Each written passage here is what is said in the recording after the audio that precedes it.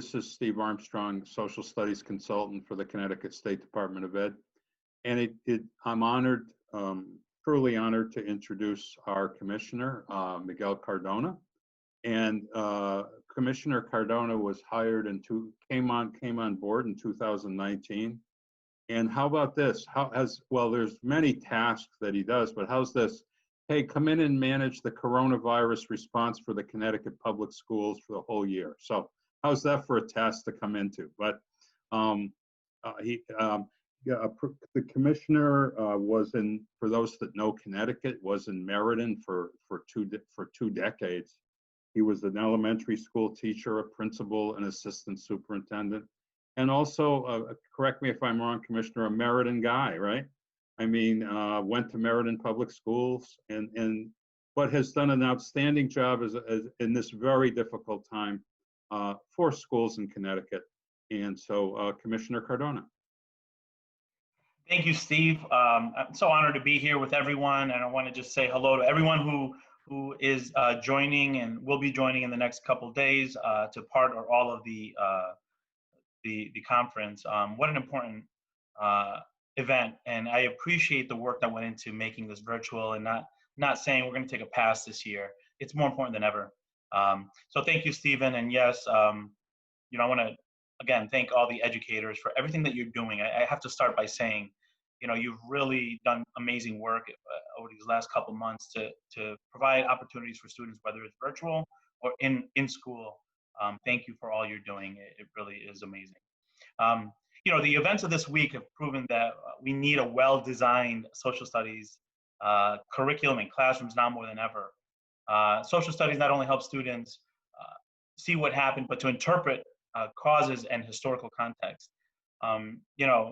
It also teaches us and reminds us that identities matter, and it's important for students to see themselves in the history, especially when 27% of our students, and consistently growing, identify themselves as Hispanic or Latino, and 13% identify as Black or African American. Social studies is the place where we can get an understanding of all people that live in our community, our state, our nation, and our world. I'll talk a little bit more about the course that's being developed and should be finalized soon on Black Latino studies.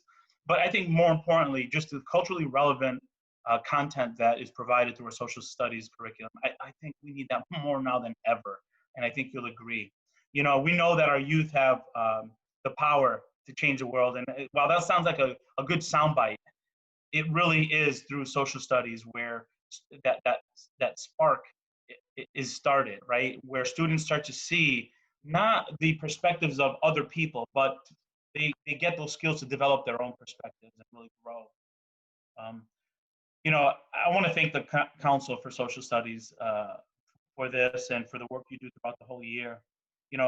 Given everything that's going on in the country and even in the world, I hope you see yourselves as the rock stars right now, because you have the task of really making sense of what's happening and giving our learners that opportunity to engage in deep conversations about what's happening around them and making those connections to what's happening, what's happened in history. I've said in different visits that we're suffering two pandemics in Connecticut, right? There's the health one, but there's also the division and some of those social unrest that we're dealing with in our state and in our country. And you're in such an important position here in Connecticut to really get us past that, or help our students see and make decisions for themselves and engage in that process of healing with both. It's critically important. The role of social studies teachers is really to develop critical thinking in our learners, to help them make informed action, right? And to engage them in civic responsibility.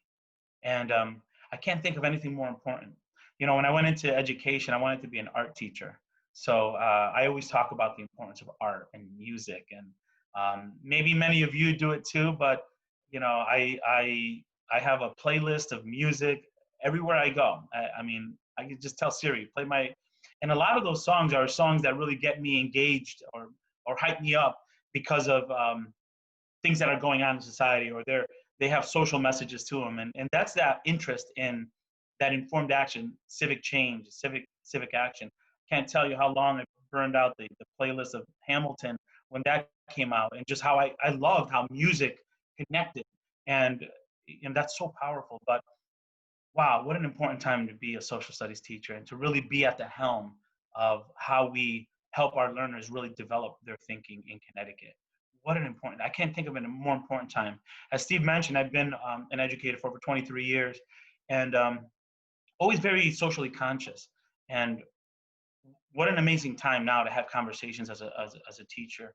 You know, I was looking through the program agenda for the next couple of days and I saw some of the topics. One of them was advocacy, you know, and I'm asking all of you in attendance, have we maximized student voice in Connecticut? Have we maximized student voice? I know we're very busy with curriculum and what we have to do. And believe me, I get it. And I know some of it is like, yeah, Miguel, because of you, right? You all this curriculum stuff. Have we maximized the role of our learners in this process? Student voice is critically important.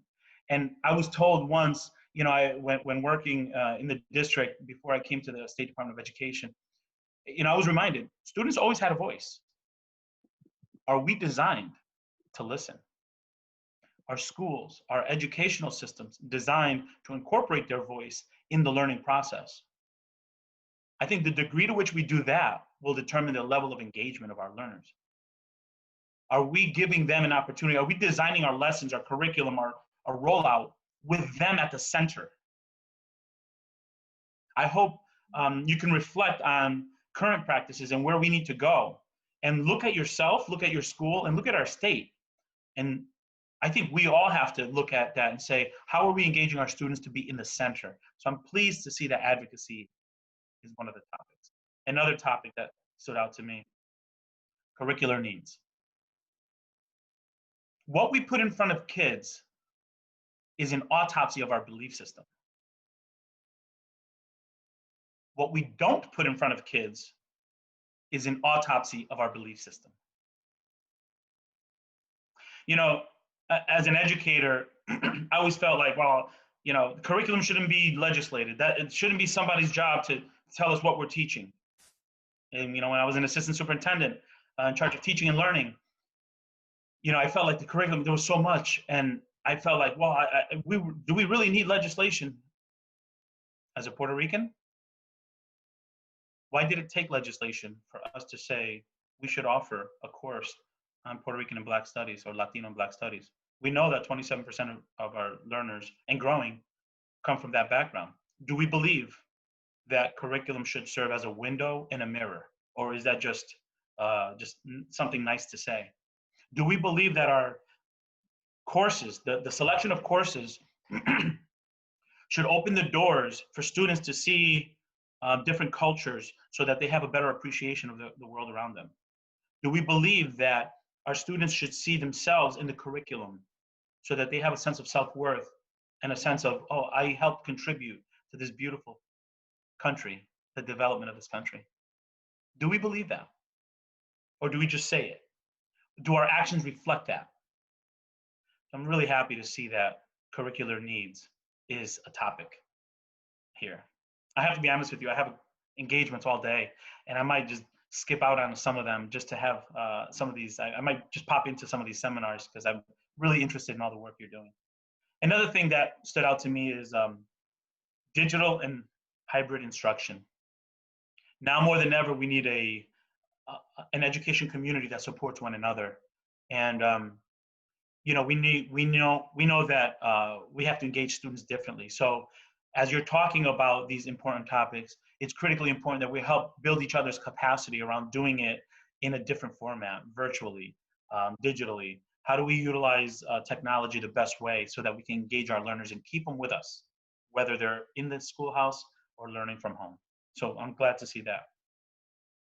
Another topic, this is the last one I'll bring up. There's so many others, but civil discourse in a divisive climate.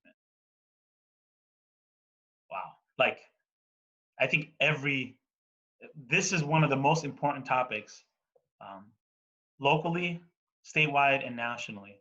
And there's going to be a workshop on this. There're going to be workshops on how do we engage our learners in this. I have a 14-year-old and a 16-year-old at home. They're both high schoolers. And as many parents know, most 14 and 16-year-olds already know everything. So we don't have to worry about anything because they know everything, right? We're really helping them build those skills to engage in dialogue with people that might have different opinions in a respectful and productive way. That's lacking in our country. And, as I said before, we're part of that team that's going to help repair, right? Not to fill the minds with our beliefs, but to give them an opportunity to engage with one another, oftentimes with different perspectives, in a manner that's constructive and productive. That's the American way. So that's so powerful. And I know those topics today are going to be of high interest to others as well. I said before, and I'll repeat it, there's no better time to use the events of today to make it analogous to what history can teach us. We are living through a time, whether it's the pandemic, the health pandemic, or the level of discord and disconnect and division in our country. We have the opportunity to really look at history and make it analogous to what's happening today in a way that engages students more than I think we could have in the last 20-something years that I've been in education. Capitalize on that. You're teaching at a very, very important time in United States history. I'm going to close by just bringing us back to the theme. The theme of today is connected to our community, our nation, and our world. So I want to leave you with a challenge. Okay, I want every participant, every person that's here presenting, every person that's listening, to take this challenge, please. Leave today with a connection to someone that you didn't know. And I challenge you to use whether that's a chat feature or to find someone, Google someone that was talking or somebody that's in a space with you and connect with them. We want our kids to do this, let's model it. Connect with them and engage with them outside of the conversations that are happening here. So that's one. I want you to leave with 2 areas of further study. I heard about this, I want to know more about it. I either connect with that person that presented or I do my own independent look for more information on that. So you're going to connect with one person, you're going to find 2 things that you're going to expand your learning, and you're really going to pursue it after today or after tomorrow. And then the 3, I want you to identify 3 actions. When you shut down the laptop today, there should be 3 concrete things that you're going to do as a result of your participation in this. You're going to get to know someone, you're going to find 2 areas of inquiry, and you're going to have 3 items on your list that you're going to do when you go back to work, when you go back to the office, when you go back to your team, to say, as a result of my learning and my experiences, these are the 3 things that I'm going to do. Let's challenge ourselves to continue to grow. You're going to have good motivation and good company in the next couple of days. Turn that into action. Again, I want to thank you for the invitation. And I know that with the amazing educators here that we have here today and in Connecticut, we got this. We got this. Thank you again for the invitation. Steve, thank you for the intro. And I hope you all enjoy the conference, and I appreciate the ability for me to address the group. Thank you.